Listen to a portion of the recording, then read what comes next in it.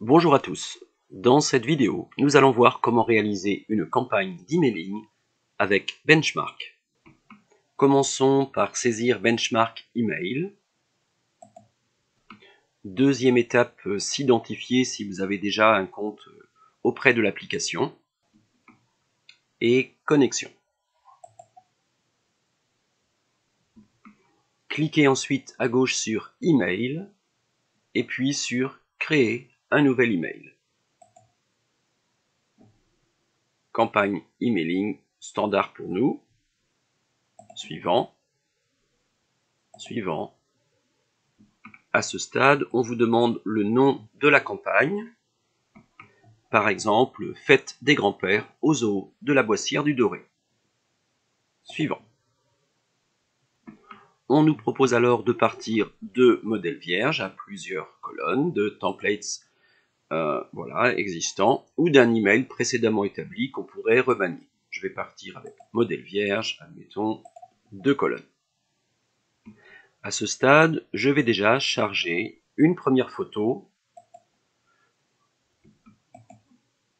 à partir d'une petite série que j'ai déjà mis donc sur la galerie. Insérer cette première photo. Je vais maintenant créer un premier titre.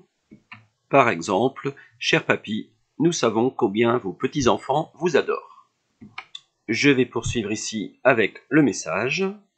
Message qu'il est bien sûr possible de mettre en forme. Par exemple, je peux le centrer, augmenter la taille, plus spécifiquement pourquoi pas la date gras et italique, et puis augmenter un petit peu encore la taille pour la date. Je vais insérer une deuxième photo et modifier le titre 2. Et je vais également modifier le message ici. Par exemple, entrée gratuite pour vous, papy, si vous venez accompagné d'un de vos petits-enfants, moins de 15 ans. Ajoutons une autre photo et modifions le titre 2. Il est bien sûr possible de modifier la mise en forme en recopiant ici un bloc photo par exemple, en le déplaçant, et bien sûr en changeant l'image. Il suffit de cliquer et de faire remplacer. Je vais par exemple aller chercher le plan. Même chose pour les blocs de texte. Je peux le recopier, le déplacer et ajouter une info. Voilà, à ce stade, nous allons sauvegarder. Je peux faire un aperçu.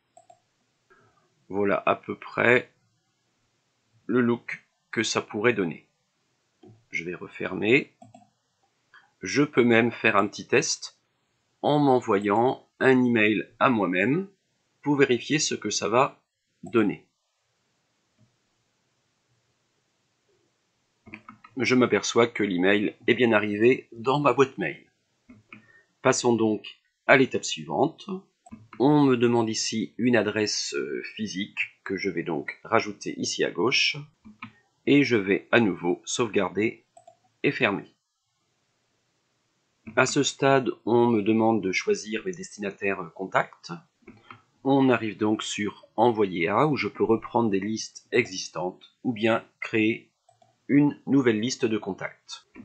Je vais l'appeler Fête des grands-pères et ajouter les contacts.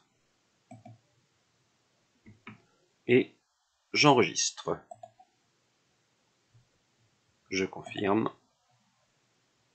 Les contacts ont donc bien été ajoutés.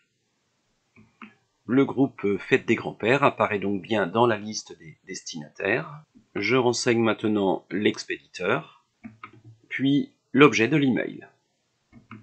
Et je sauvegarde. Dernière vérification, et je vais donc procéder à l'envoi instantané. J'aurais pu aussi planifier bien sûr une date postérieure pour envoyer cet email. On nous alerte une dernière fois, le message va être envoyé, ok, c'est parti. Un petit rappel comme quoi la campagne va être envoyée immédiatement, 35 contacts.